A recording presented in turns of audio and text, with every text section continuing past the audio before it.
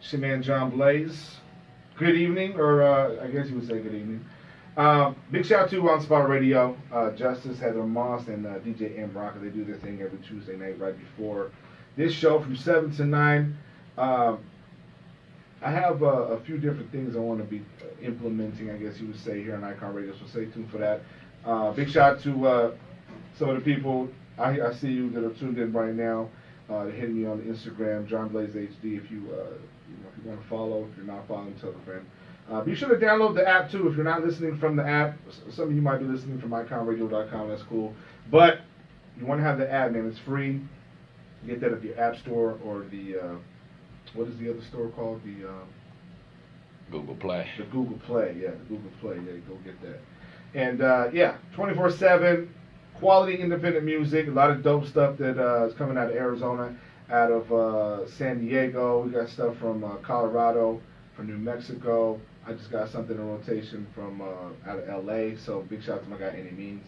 So a lot of cool stuff, man. Even stuff out of New York, and soon Atlanta. We got some things on deck for Atlanta. And a lot of cool stuff happening with Icon Radio right now. We're actually got a bunch of new shows that are going to be starting here for, right around the fall, towards the end of summer. So a lot of cool things happening. So keep it tap in with us, Keep it locked right here on Icon Radio. So we got a big show tonight, I got a special guest. I want to say hello to him now. Twansac in the building. What up, sir? What's up, Blaze? How you doing, my guy? Man, I'm just hanging in there, man. Glad to be here, bro. Yeah, absolutely, man. It's good to have you, as always. You're staying busy, as always, and, every chance we get, we always come together on some ideas of what we're trying to do to really push the culture out here. Right on, man. Yeah. So what you got going on right now? Man, just, speaking of the culture, man, been in the Southwest. This is my home. Been here for about 15, 16 years or whatnot. From Kansas, though, right? From Kansas. Yeah. Yeah, so I spend most of my career. Arizona's allowed me to grow as an artist, getting with guys like yourself that really have a passion for independent artists, man. Yeah. So, I thought it was only right for you to break a new record I got. Yeah. And, we actually been playing the Bitch Mad record, you know what I'm saying? I put that on the Hits Mass volume 6 or 7 that we dropped last month. And it's a big record, man. Where did that record come about? Because I know that you've been sitting on something and then you just dropped it and it's kind of a smash. Right. Well, I kind of wanted to perfect the marketing behind it or whatnot. Shout out to Jay White. Jay White, if you producer guys... of Bodak Yellow. Yep. That's been my in-house producer for the last 10 years. Wow. Or whatnot. So I think it was only right to drop the record. Absolutely. So working with someone like Jay White, things probably changed for him overnight, right? It did. Yeah. I think he wasn't prepared for it. Yeah, I don't think anybody could be. Nah, he, Jay White is a humble dude. I remember when he first got on with the record. He still stay humble till this day. Even with the record going platinum, he still tells me, "Twan, check your email." Wow. New beats in the email. That's a good asset to have. You know what I'm saying? A good someone in your network. Right. That kind of resource. That's dope.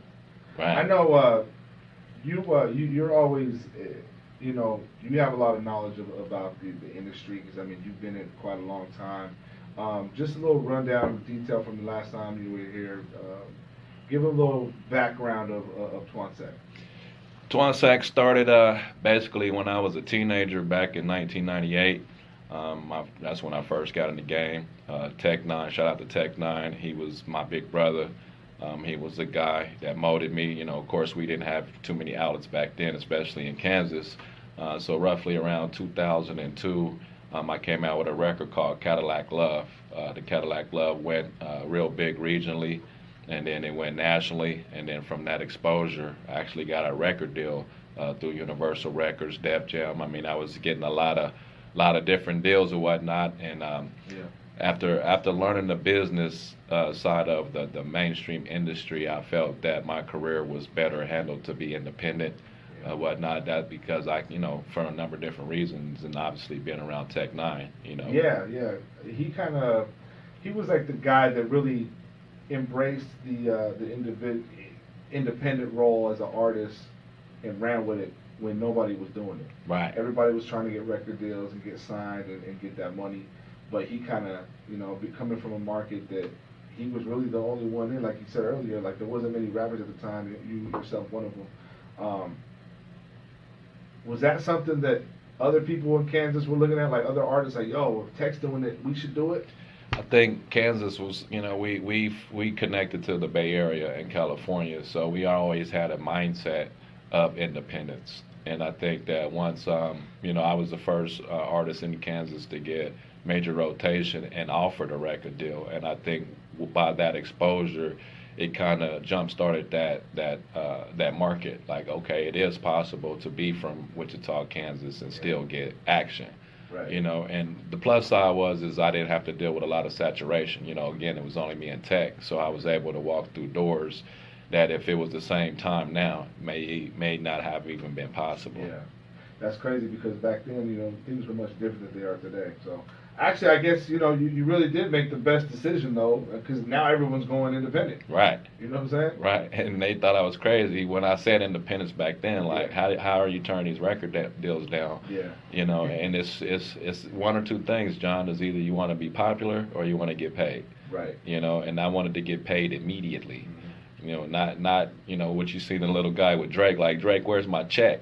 No, we gonna cash our own checks immediately. Right. That check might never come. Exactly. Exactly. Well, it might not even be Drake's fault either. It just may not come because of all the legalities and all kinds of stuff that's going on in the industry. But you definitely, as they say, you write your own destiny when you're independent. You know what I'm saying? Either work or you don't. Right. And it's a lot of tough work. And Tech gave me the motivation. It was grassroots. We went to cities that nobody would want to go to, right. And we found out in those markets that were more fans in those markets than the bigger markets. Yeah. So we treated it like it was war. Let's knock all the little cities on the outside, so by the time we get to the big city, they already know we coming. Yeah, absolutely. Okay. All right, so check this out. This is what we're gonna do. We got Twansac here, and he's dropped 2 big records since he's, the last time you were here on the show, and we spoke.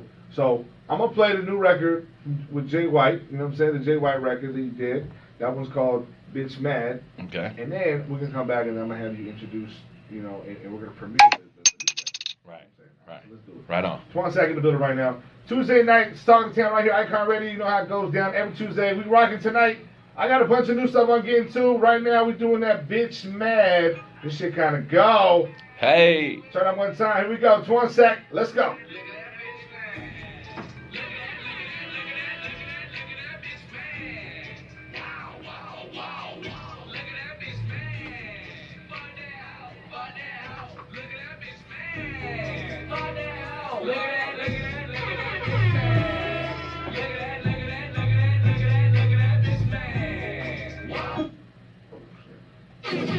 You are now tuned in to the talk of the town. DJ John Blaze.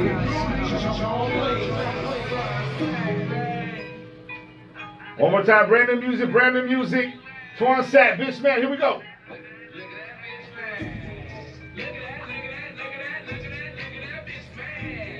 Wow, wow, wow, wow. Look at that booty.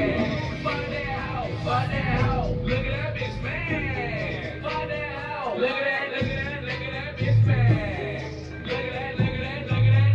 Look at that bitch man. Wow, wow, wow, wow. Look at that bitch man. Fuck that hoe. Look at that bitch man. Fuck that hoe. Look at that bitch man. Look at that bitch man. Fuck, I ain't call back. Hey, it was vicious. Pussy was whack. I don't be loving, I don't be Netflixing, I don't be cuddling. I just be rolling up, talking that shit, get drunk and start fucking up. Bobbing and weaving, and Ricky and Bobby, that pussy out body it. I ain't a side nigga, I ain't got time to be wiping nobody, bitch. I don't be treating and I don't be tricking, I go in your wallet, bitch. All that hooping and hollering, I don't be tolerating none of it. Look at that, look at that, look at that, look at that, look at that bitch man. Wow, wow, wow, wow. Look at that bitch man. Fuck that hoe, fuck that hoe. Look at that bitch man. Fuck that hoe. Look at that bitch man.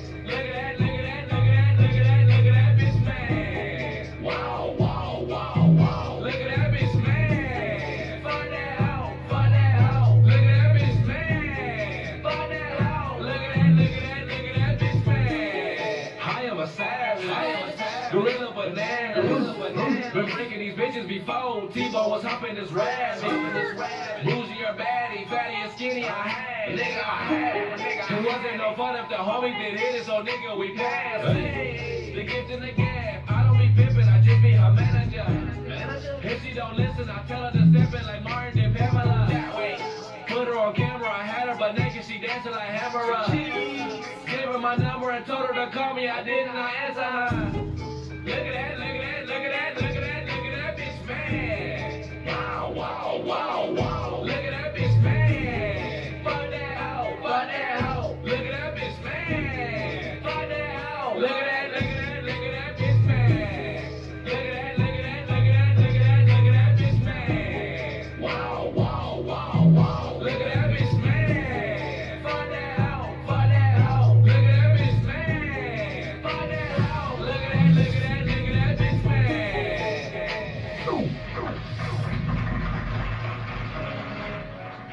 All right, the music right there. That was Bitch Mad from Twansac. And, you know, we were just heating them up with that one because we actually have another record too, right? Yeah, we got a dope record for you. You I like right about that record, John, is you know, music is about staying relevant and evolution, you know, and if I would have looked even 5 years ago, it probably wouldn't be a record that I wouldn't do. Right. But when you identify who your fan base is and who you target and who's buying music and all that, you know what I'm saying, you have to market music or whatnot. And so it was one of those records that I wasn't unsure of. Got it over to DJ Tony Neal. You know, Tony Neal's one of the greatest in the game to do it. And he said, nigga, this record is hard, you know, and then slid it to DJ. It has energy, and, you know, it's undeniable. And today, I think because we go through music as listeners of hip-hop or just music in general, we listen to so much music because of the access we have today. Right. That, like, you want something like, oh, no. Like, usually DJs are the ones that have the ears. Now, like, just anybody with earbuds has the ears. You know? They can hear a dope record in the first 2 seconds, you know what I'm saying? And, you know, the records with energy are the ones that are winning, so it makes sense why you chose that record. Right, dope. And you have to add, you know, fans. You know, some of your fans, especially when you've been doing it as long as I am. Right. You know, some of those fans that was with me 20 years ago might not necessarily be purchasers of music. You Right. know, so again, it's marketing, business. Absolutely. When did you get into like really focusing on the numbers and like the, you know, like the specifics and things of that nature within you know, behind the scenes stuff? It was actually my senior year in college. You know, we had a project. It was a business plan project, and nobody wanted to work with me on the project. So I decided to promote my music, which I was doing, you know, music in college and whatnot. And that's when I got opened up to, I went and read a book, and it talked about the music business and how to survive in the music business. And then it led me to a website called the Recording Industry Association, RIAA.com. Yep. And once I looked at that, and found out how music was sold, who were the purchasers, what age groups, then I realized that it was more than just the talent. Yep, and then you realize it is a business. It is. You know, they can last forever, man. Like, you get residuals from this stuff to the day you die. Right. It's our 401k plan as independence. Yeah. You know, and the good part about it, like the records that I dropped 20 years ago, when these type records come out now, those people go back and purchase those records. Yeah. So it's right. a revolving door that always. That's a beautiful thing, man. It's a great time to be alive. You know, just with the, you know, I know there's a lot of negative thoughts, or you know, just people speak negatively about what internet has done. You know, with many things. You know what I'm saying? With social media, it's watered down a lot of things. But it's also made opportunities for a lot. I mean, we're here broadcasting worldwide, you know, with the internet. You know what I'm saying? So, how do you feel about that? I think, you know, at first I didn't want to embrace it because of the work that I put into it, from the brick and mortar status to the mom and pops, and I saw the mom and pops getting shut down, and I didn't want to embrace it at first, and then just like what you said, once I realized that it gave me exposure to millions and millions of people without even have to leave my living room, then I embraced it. I went and did a sample run with it and realized that, hey man, I can put less marketing dollars into the project and still get the same exposure as I did prior to it being available. It's facts, man. it is a good thing, and as long as a lot of people are still learning. You know what I'm saying? They're barely catching the wave of things here and there. Actually, Futuristic recently he just put out a book. I don't know if you had a chance to see this. Yes. It's called Declaration of Independence, and I had a chance to really read most of it, and man, he really did give a lot of game. A lot of stuff that he used to help him be successful. In this day and age of the music industry as an independent artist, he put all the little tricks in.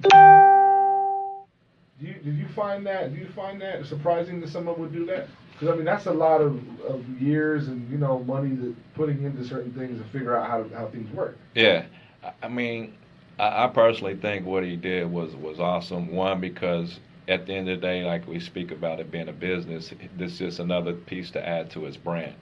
And the thing about it is you can leave somebody your blueprint, you can leave them a book, you can even give them the notes on how to be successful. Yeah. Doesn't necessarily mean they know how to apply to it. Very true. And there's more than one way to skin the cat in this game. And I Yeah. think that what Futuristic putting that book out and some of the key points, I think what he did is he gave motivation to some artists that may not feel like they can make it. Right. And he said, here, and doing so, guess what? A blessing comes back from that. Exactly. I think a lot of the stuff in that book, a lot of this stuff is online. You know what I'm saying? But I thought it was really dope for him to put it in perspective of how artists would understand it. You know what I'm saying? And a lot of stuff isn't even things that a lot of stuff that doesn't require money or even talent. You know what I'm saying? It's just a matter of, like, for example, when to post. Right. Don't post this or don't post during these times. You know what I'm saying? Simple things like that. I think a lot of artists may not even know that type of information was even available. You know what I'm saying? Right. Right. Yeah, salute to Futuristic for that. Salute, bro. Okay. So we got my guy Twansac in the building, and we got another record. This is brand new. This is brand new? Brand new record. This is like first time we blasting off right now? You're the first one to make history, Blaze. Man. So I had a chance to hear this record before it was completely done and finished up. But, I was told about the concept, and, man, it's a big record, man. I'm going to go ahead and let you introduce this, man. All right, this new record, man, speaking of Icon, since we're at Icon Radios, I wanted to tap in with one of the biggest icons in Arizona, MC Magic. I reached out to him and said, hey, bro, I got a concept with Southwest. He and I had conversations in the past where we told that music was, bigger than the both of us or whatnot. So I felt like this was the time to reach out to him. And not only put Arizona, but connect the whole Southwest as a whole. Because if we can connect the whole Southwest as a whole, then we have in Atlanta, then we have to California. Yeah. So sent him the record. He tapped in. He sent it back, and here we are today. Southwest Love. Southwest Love. Southwest Love. Twansac featuring MC Magic. Brand new music. Oh. Show me love.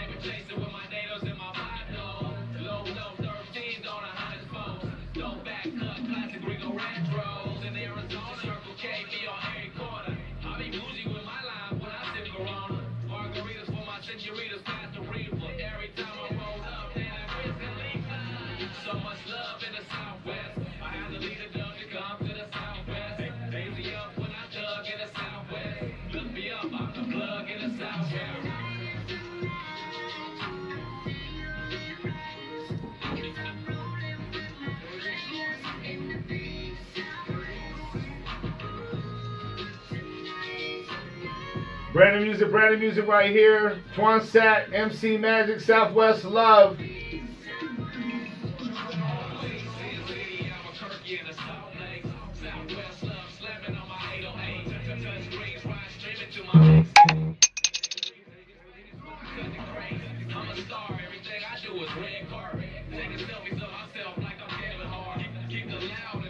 till we spark it up. Whip it hogging up the lane like a garbage truck. Home and carry on a holster, but we keep it tough. Ordering blunts off the menu off a Tiva Hut. We be stunning in the west with our fingers up. Down south by the border, tuck down with us. We be ballin' on the block like Brittany Griner. Top notch on the threads, everything designer. No strings being attached, we don't yo-yo. Got me leaning out the window like a Joe.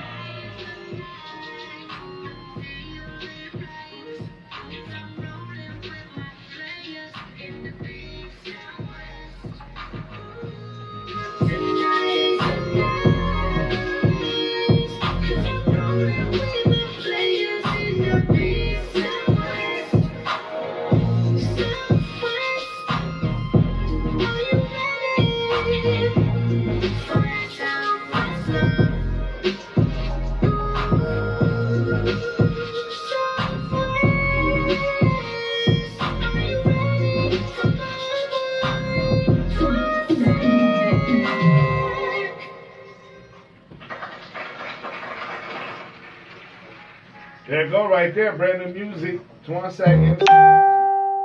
That's something special right there, man. Man, shout out to DJ3. You know, DJ3 was the one, he reached out to Cut a Classic, which is one of Little Boosie's main producers. He got the track together.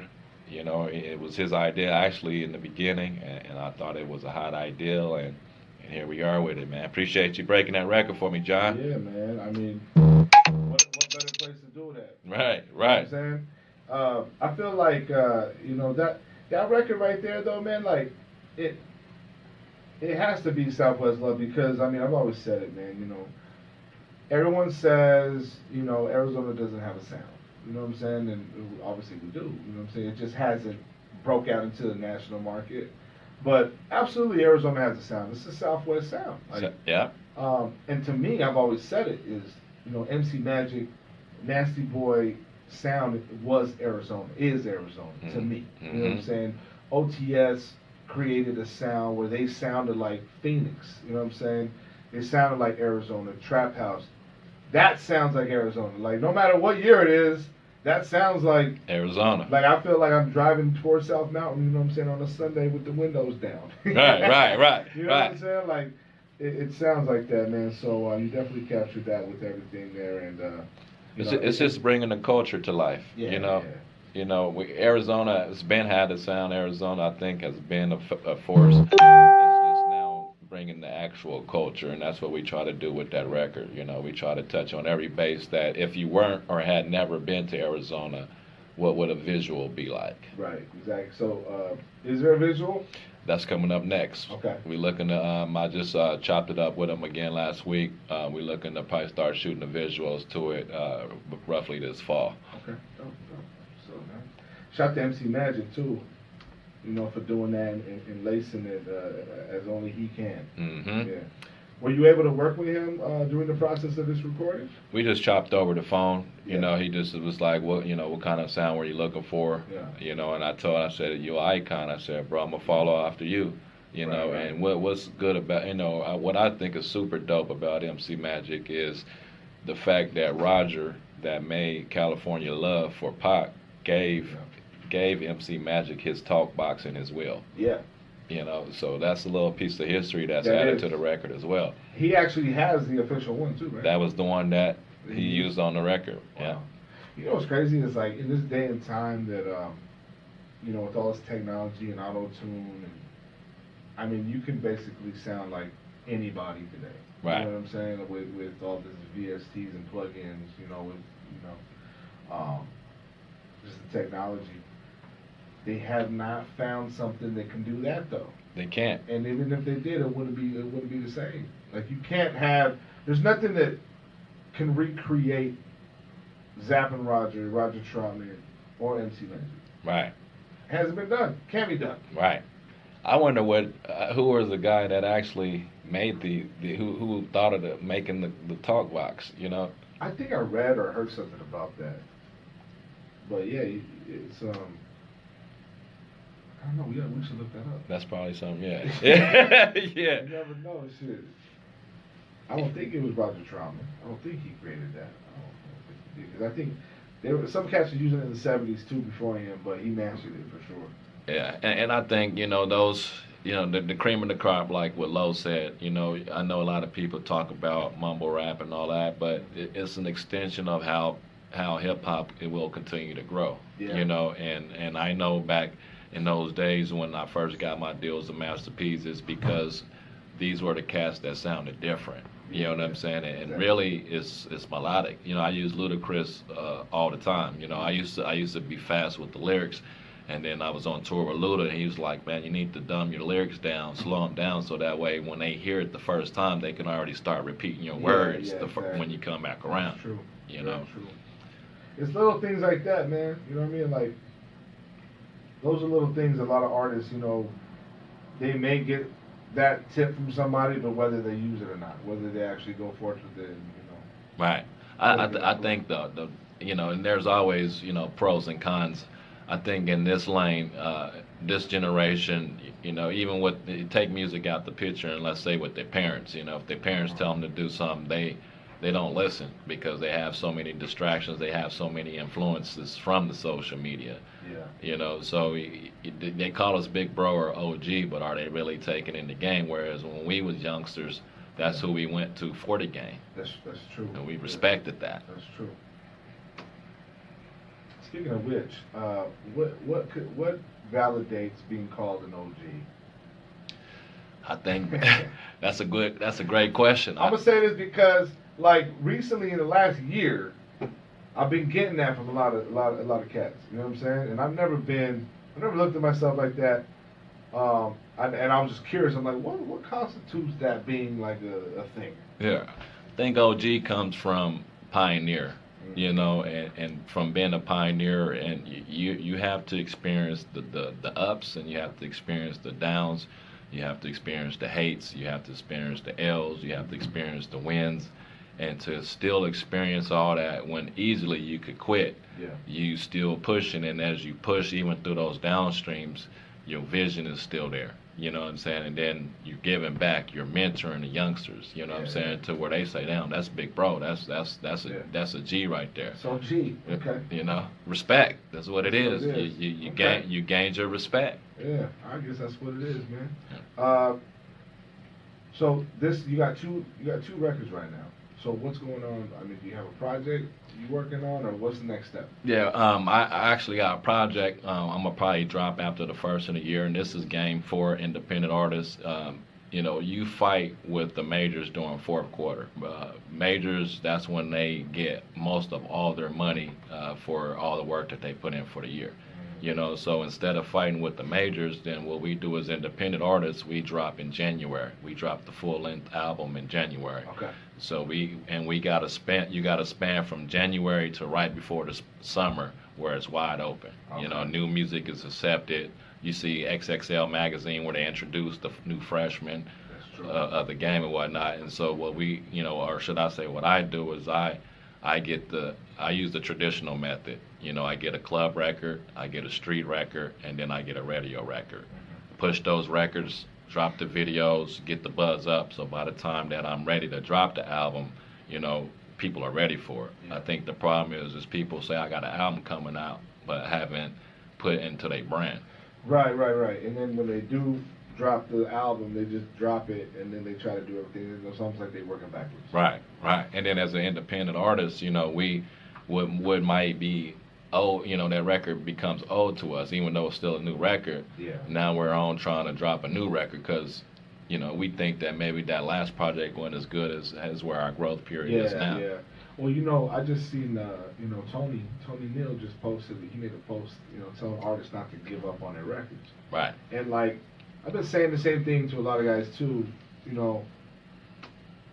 There's records that have been out a year, 2 years that, you work them, they don't go nowhere, and then finally they work. You know what I'm saying? Like, you can't, no one really knows what the timeline looks like on that, but you have to really give it all, your all. As an artist, how do you know when you've given enough?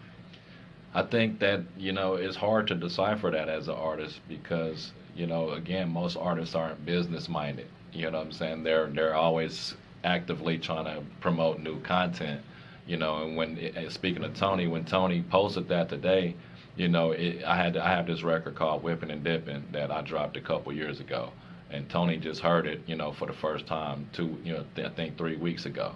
And Tony, out of all the music that I sent to him that I thought were, you know, for sure hits, he said, "Bro, this record is hard right here. You know, you should push this."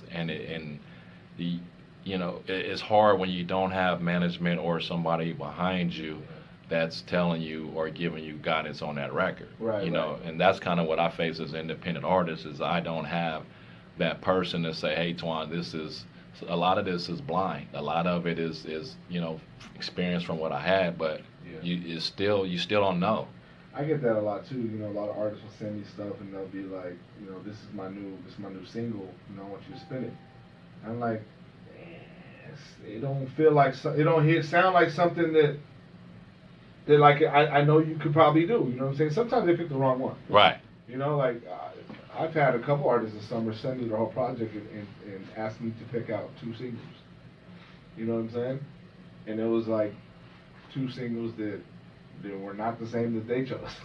Right. You know, and they're like, "Damn, I never even thought about that one," but you're right. Well, that's why I feel bad for you guys as DJs because, you know, you guys have the gift of ears, and then if there's a record you don't feel is worthy enough, then the first thing artists want to do is call you a hater. Right. You know what I'm saying? That happens quite a bit. Yeah, I'm sure it does. Yeah. You know, and that's the toughest part of the job. And you know, being independent, you know what I'm saying? Like it's even more so because every artist thinks that they have the hot record.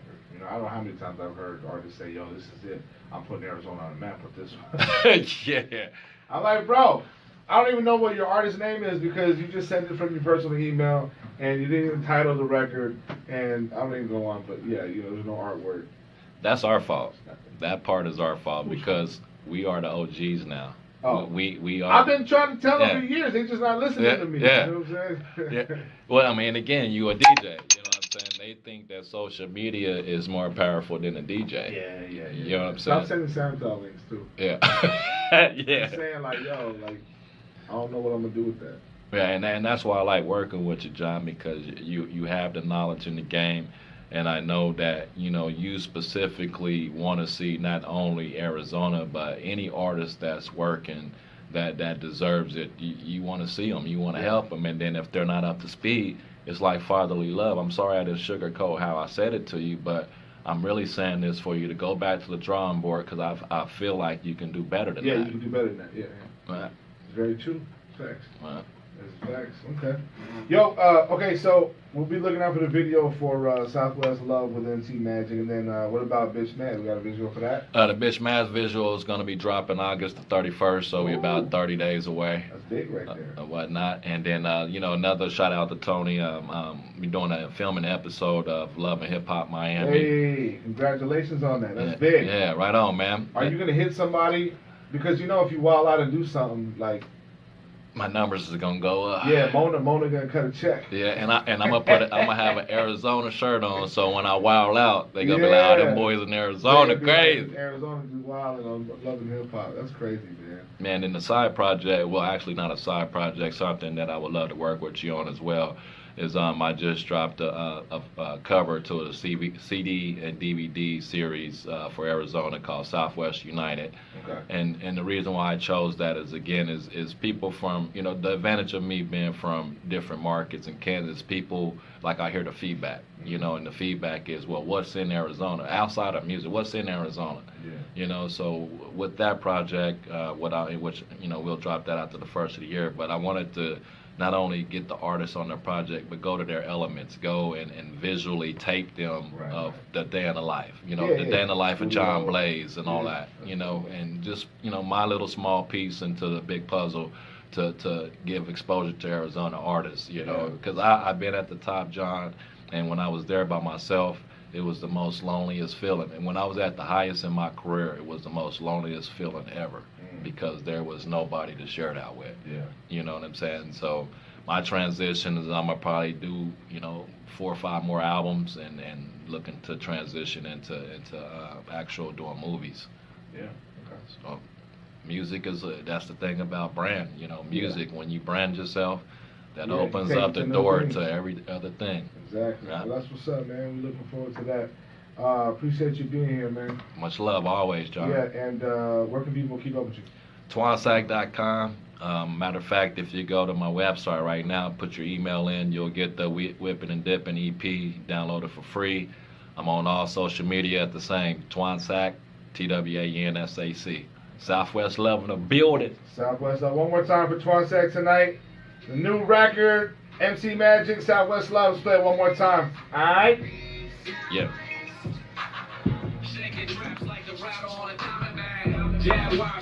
I like how you just mentioned a lot of familiar shit. Yeah. Yeah. Yeah, right on, man. Yeah, the Diamondback, all that, man.